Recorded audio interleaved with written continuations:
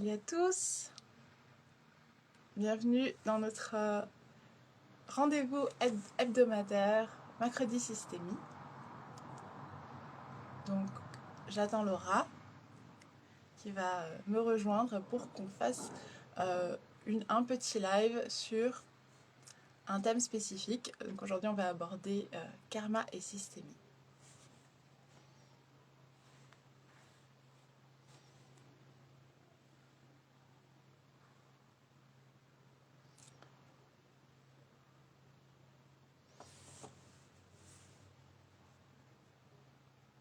Elle est là.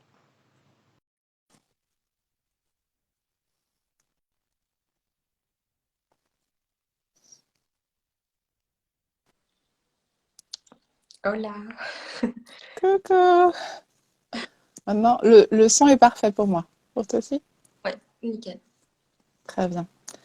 Je crois qu'on peut commencer par se présenter parce que peut-être il y aura de nouvelles personnes qui verront cette vidéo. Je m'appelle Janaïna Gallego. Je suis avec Laura Gallego, avec Laura Gallego, Laura Matteo. Nous sommes les co-créatrices de l'hypnose systémique. Donc, on a créé l'hypnose systémique, mais on forme aussi à l'hypnose systémique et au tracé systémique. Et on a décidé de venir parler de systémie parce que c'est quelque chose qui nous intéresse. Ce qu'on fait aussi, c'est qu'on fait des démonstrations gratuites 2 fois par mois. On fait une démonstration de tracé systémique et une démonstration d'hypnose systémique.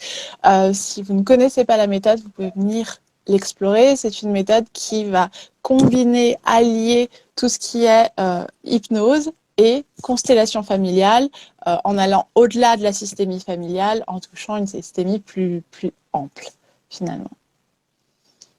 Très bonne présentation. Si vous voulez venir voir nos démonstrations, donc on a une démonstration demain à 10h. Pour s'inscrire, il suffit d'aller sur le site de Laura dans la partie hypnose systémique ou de m'envoyer en DM directement votre mail. En envoyant votre mail ou en vous inscrivant, vous aurez aussi toutes les informations sur toutes les prochaines démos. Donc vous pourrez assister aux prochaines démos, que ce soit de tracé systémique ou d'hypnose systémique. Et pour préciser, ces démos-là, donc parmi les personnes qui participent, elles peuvent se porter volontaires et avoir l'opportunité de vivre une séance comme elles le vivraient en fait en individuel avec toi, avec moi ou avec nous deux en fait. Exactement.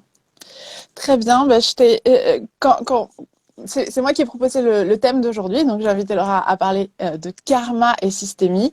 Et en fait, on n'en a pas du tout discuté. Quand je t'ai dit ça, qu'est-ce que tu as ressenti? Qu'est-ce que tu as imaginé? Je me suis dit intéressant comme sujet. J'aurais pas au milieu. Euh, non, c'est évident. Mm, Euh, évidence le lien entre systémie et karma, et on le voit régulièrement en séance. mm. Et ouais, bah, ça va être une surprise. On va échanger. Ouais. L'idée de ces lives, c'est vraiment ne pas répéter des informations qu'on connaît déjà par cœur, c'est explorer de nouvelles perspectives. J'ai envie de partager avec toi, Laura, certaines réflexions que j'ai eues sur le karma et certaines informations que j'ai découvertes pour voir voilà, comment toi tu le ressens et pour voir aussi sûrement comment les autres personnes qui verront ce live le ressentent. Moi, j'ai toujours lu beaucoup de définitions de karma ou des interprétations du karma, et j'ai eu beaucoup de mal à raisonner avec certaines définitions. J'ai toujours eu l'impression, surtout ici en Occident, qu'on va parler du karma presque comme d'un jeu vidéo, où tu vas avoir des petits points de vie, des petits points positifs. Alors, tu fais quelque chose de bien, plap, tu as un petit plus positif. Tu fais quelque chose de mal, tu as un petit plus négatif. Et alors, c'est comme si tu gardais un petit peu cette information, tu allais dans une autre vie et par conséquent, donc c'est-à-dire que vu que tu as fait ça de négatif, bah, tu auras ça comme une conséquence directe. J'ai toujours trouvé que c'était beaucoup trop simplifié comme perspective. Comment Et tu le sens? je pense qu'il y a une part de vrai parce que notre âme, son objectif, c'est d'expérimenter des polarités. Euh, Mm. Donc si on a fait quelque chose de bien, sûrement qu'on va vivre, on va recevoir du bien, etc. Donc je suis d'accord sur le principe. Mais j'aime pas l'idée de... On a peur du karma en fait. C'est un peu comme une sentence Mhm. à tout moment. Et ça, j'aime pas cette idée parce que pour moi, c'est beaucoup plus large que ça. Dans le sens où aujourd'hui, notre vie peut être influencée par une vie antérieure au-delà du bien et du mal en fait. Ça peut être un choc émotionnel qu'on a vécu, ça peut être un don qu'on a eu, ça peut être la famille avec laquelle on a grandi. Attends, ça a coupé une seconde. C'est bon, c'est revenu. Ouais. Et en fait, pour moi, c'est beaucoup plus vaste que juste une sentence ou quelque chose qu'on va récolter de ce qu'on a fait. Donc, je ne suis pas fan non plus de ce qu'on lit du karma, ou même je trouve que c'est un mot qui est devenu très galvaudé. Et Mhm. c'est un mot que j'ai pas envie d'employer en fait. Mhm. Mais pour autant, je pense qu'elle a vraiment, je pense que le karma a vraiment une influence sur nos vies. Je suis tellement d'accord avec toi, c'est justement cette idée de peur du karma. C'est-à-dire qu'on va faire certaines choses et si on les considère positives, surtout avec notre ego, à partir de notre ego, c'est-à-dire je vais faire certaines choses, ça c'est bien, donc je vais avoir un bon karma lié à ça, ou ça c'est mal et donc je vais avoir des conséquences négatives. Euh, Quelque part, on a cette obsession, je crois dernièrement, de tout le monde, on veut tous être innocents. On va être innocent et on va avoir que du bon karma.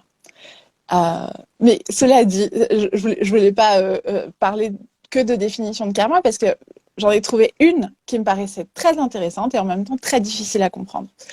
Steiner, donc pour ceux qui ne me connaissent pas, j'adore étudier Steiner. Steiner donne une définition de karma qui est très intéressante. Il dit, le karma n'est pas une relation entre cause et conséquence. Ça veut dire que ce n'est pas, ok, j'ai fait ça, c'est la cause, dans ma vie passée, future, il y a cette conséquence spécifique. Lui, c'est pas ça. Et il l'explique d'une autre manière. Il dit, imaginons que j'ai deux bols d'eau. Okay, euh, je, le premier est à température ambiante et je vais réchauffer le deuxième. Donc, je réchauffe ce deuxième. Si je après l'avoir réchauffé, je mélange le deuxième avec le premier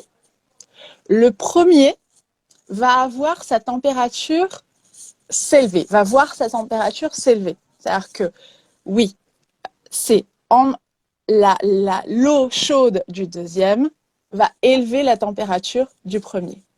Mais ce n'est pas parce qu'on a réchauffé le deuxième que le premier euh, élève sa température quand il le mélange. Et alors, je vois ton regard et j'ai senti la même chose.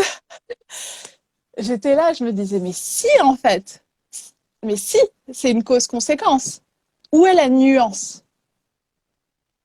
J'arrivais pas à comprendre quelle était la nuance qu'il voulait exprimer avec cet exemple. La première chose que j'ai envie de te demander, est-ce que toi, tu la comprends, cette nuance, ou pas non plus, comme moi? Je pense que ça reste très flou là tout de suite dans mon esprit. Ah, ouais, c'est plus un espèce d'expérience comme ça qui vient te prouver des choses. Mais je veux bien ton avis sur ta nuance. Ben, en fait, quand j'ai écouté cet exemple, je savais qu'il y avait quelque chose qui résonnait en moi, mais j'arrivais pas à comprendre où était la nuance. Donc, je suis allée voir mon mari, qui est docteur en logique. Je lui ai dit, explique-moi, parce que cause et conséquence, il a étudié ça pendant longtemps. Ah, ce qu'il m'a dit, c'est que ici, on n'est pas dans une relation directe, cause et conséquence, on est dans une relation de effets qui s'enchaînent, c'est-à-dire les actions qui s'enchaînent, comme si quelque chose en provoquait une autre, qui en provoquait une autre, et qui en provoquait une autre. Quand on parle de cause et conséquence, on finit par parler de contrôle. C'est-à-dire que si je connais exactement la cause de quelque chose et la conséquence que ça produit, je peux bien sûr contrôler ces deux éléments. Ce que Steiner présente là, c'est vraiment comme un effet domino. C'est-à-dire que quelque chose n'est pas la conséquence directe d'une autre, c'est l'effet que ça peut prendre, que ça peut occuper dans le monde. Et pour moi, ce que ça veut dire, c'est que nous sommes il y a une différence entre cause et conséquence et systémie. C'est-à-dire qu'il y a une différence entre, OK, je fais ça, ça va me donner ce résultat, et une autre option qui serait, je lance une pierre dans une rivière, dans un lac, et il y a un effet domino qui se produit, tu vois. Tout se modifie autour. Et c'est Et pas dans ce contexte, de la même manière à chaque fois. Parce que ça dépend et, des autres humains aussi. exactement. Je suis d'accord. Ça fait sens? Mais en fait, moi, j'aime pas l'idée de ça, il va forcément t'arriver ça. Parce qu'il y a plein d'autres éléments à prendre en compte, en fait, et que c'est bien plus vaste que tout ce qu'on peut imaginer. Enfin, ça se joue à d'autres niveaux. Et, et je pense qu'au-delà du bien, du mal, de ci, de ça, on est là pour expérimenter des choses, pour expérimenter des extrêmes. C'est ce que notre âme a besoin pour évoluer. Et ce qu'on peut juger de bien ou de mal, pour moi, ça n'a pas de. Enfin, c'est valable que ici sur Terre, mais pas d'un point de vue de l'âme. Et, et je crois qu'il y a 100 personnes qui peuvent vivre la même expérience dans une vie antérieure. Il n'y aura pas les mêmes effets sur celle-ci. Donc, C'est sûr, je pense que ça dépend c'est de sûr. tous les autres éléments, et c'est pour ça qu'on parle de systémie aussi. C'est que, j'en parlais dans le post de ce matin, comme les gens ne sont pas cassés, n'ont pas besoin d'être réparés, c'est pareil pour tout en fait, parce que tout va dépendre d'interactions, de relations entre différents éléments, différentes personnes. Et une personne qui pourrait avoir un retour de karma dramatique dans telle situation n'aurait peut-être pas eu le même retour de karma dans une autre situation, avec une autre famille, avec une autre, dans un autre pays, je sais pas, tu vois. Complètement. Complètement. Et ça, en fait, on peut utiliser ce regard pour tout, finalement. Parce que euh, c'est, si tu as vraiment une vision systémique du monde, tu comprends que tout est connecté, c'est-à-dire qu'on est connecté à nos ancêtres, on est connecté à nos vies antérieures, on est connecté. Voilà.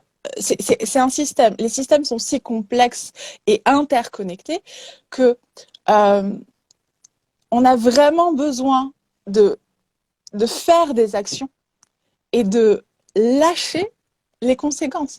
Parce qu'on n'a pas ce niveau de contrôle. On a un contrôle sur les actions qu'on peut apporter au monde, sur l'impact qu'on peut avoir, l'impact dans le sens de, sur les actions qu'on choisit de mettre dans le monde. On a du contrôle sur ça. Mais le résultat, il est complètement hors de notre contrôle. Parce que c'est vraiment un effet domino. Tout ce qu'on fait crée un effet domino qui va répercuter dans tout, dans tout le monde, dans tout ce qui existe. Et même au-delà de ça, je pense qu'il ne faut pas en avoir peur parce que rien n'est irrévocable et qu'aujourd'hui, on le voit, on peut travailler sur des mémoires qui appartiennent à des vies antérieures. Et plus que de se dire mince, j'ai fait ci ou peut-être que j'ai fait ça et du coup je subis ça aujourd'hui, qu'est-ce que cette mémoire vient me dire aujourd'hui? Pourquoi est-ce que je l'expérimente? Et qu'est-ce qu'elle m'offre en fait? Quel est le cadeau qu'elle vient m'offrir?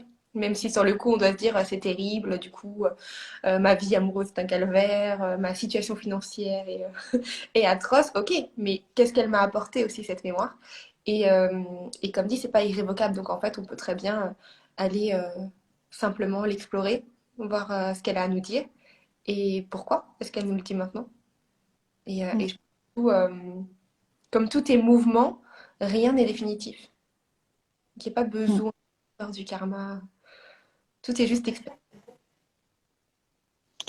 Et si on ramène ça à la systémie une fois de plus, c'est très intéressant parce que j'ai fait une séance avec The Calling School. Pour ceux qui ne connaissent pas, The Calling School est la partie d'investigation de notre collaboration. C'est-à-dire qu'on a un institut de formation et un institut de recherche autour de la systémie. Donc, The Calling School, c'est un institut dans lequel on va faire de la recherche.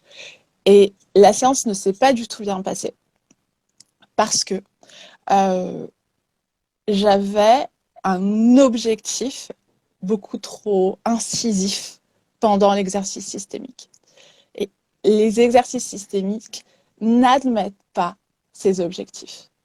C'est-à-dire que même si nos clients viennent, et souvent ils viennent, c'est sûr, avec une problématique, et finalement, si tu viens avec une problématique pour faire une séance, ce que tu cherches, c'est résoudre la problématique.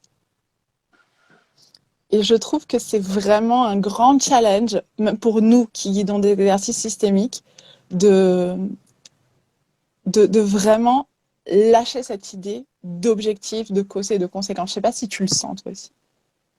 Ben, en fait, on le remarque parce qu'il y a des personnes qui viennent avec une problématique et ce que le système vient montrer, c'est quelque chose de complètement différent.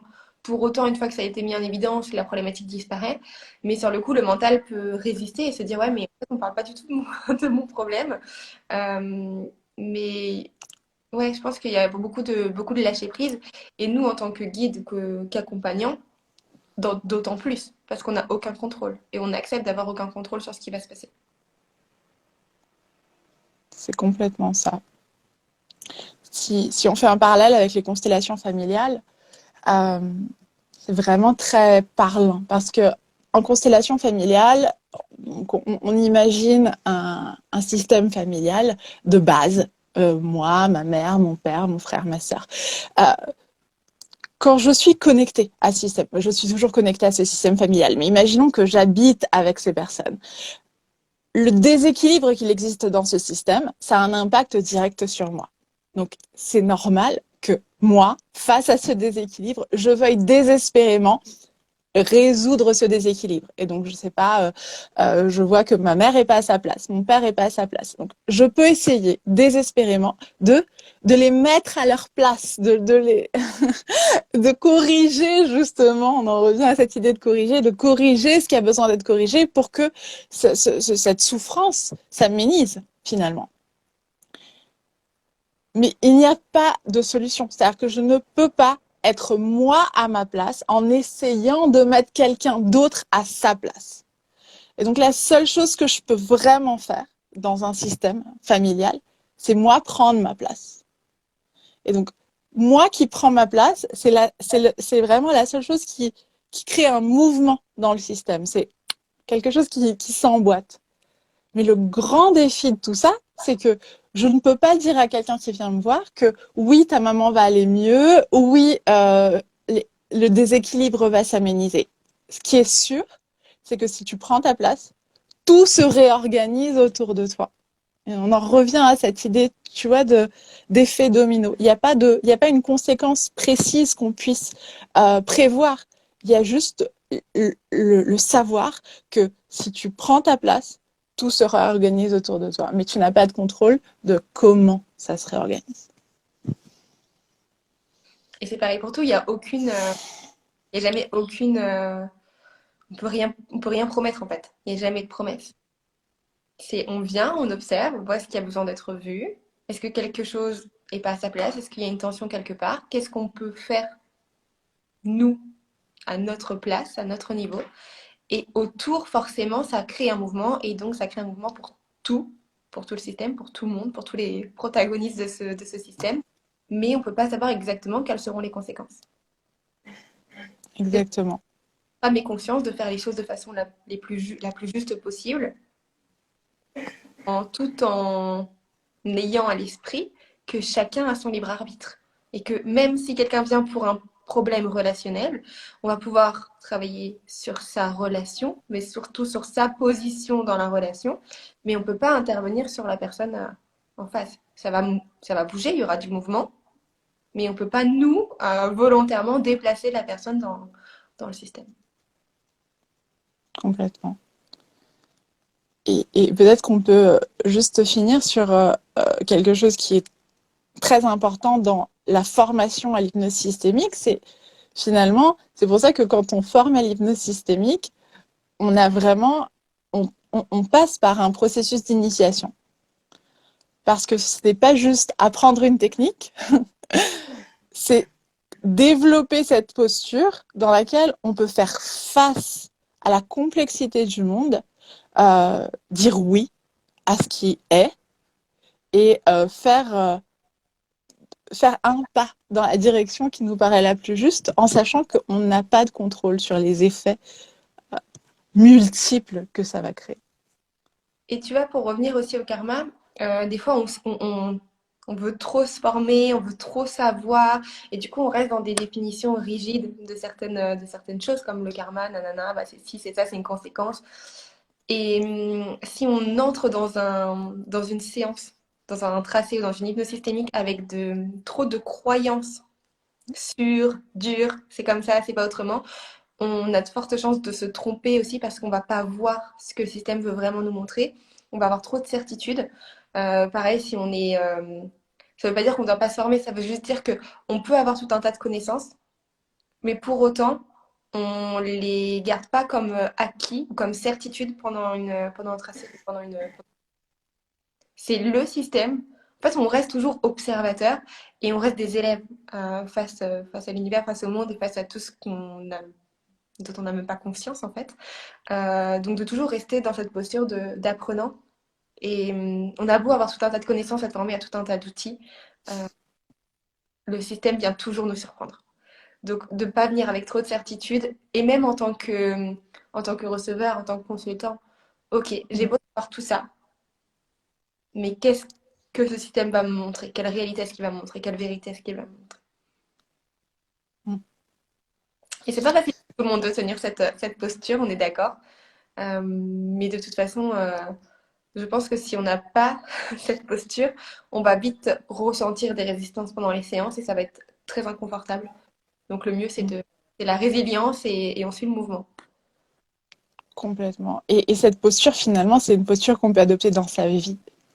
C'est-à-dire que cette posture, c'est la posture qu'on cherche dans le monde. C'est, on regarde le monde tel qu'il est, sans créer des histoires de ce qu'il est, de ce qu'il n'est pas. On regarde les choses telles qu'elles sont. On voit ce qui a besoin d'être vu. On est capable de dire oui et de prendre et de faire des actions qui nous paraissent juste correctes. Donc, je crois que c'est vraiment, moi, en tout cas, ça m'a appris à exister dans le monde d'une autre manière. Je pense qu'on vivait déjà de cette façon-là avant, mais simplement on le conscientise maintenant, tu vois. Je crois que tu le vivais plus que moi. Je sais pas, ça semble tellement évident, tu vois, j'ai toujours été dans cette forme de résilience et je trouve que ça met même une pression en fait de trop savoir, tu vois, de trop avoir de certitude sur comment ça fonctionne. C'est sûr. Bon, en tout cas, voilà pour l'idée du karma abordée comme ci, comme ça. Mais voilà, si vous avez envie d'échanger avec nous sur ces sujets, vous n'hésitez pas. Vous nous envoyez un petit message, un petit commentaire. Donc, juste pour vous rappeler, on a une démonstration d'hypnose systémique demain à 10 heures. Vous pouvez vous inscrire sur le site de Laura ou m'envoyer en DM votre mail.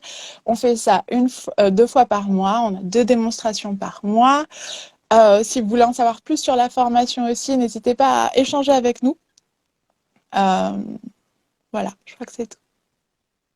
Voilà, bon, bah, à mercredi prochain. À mercredi prochain. Ciao.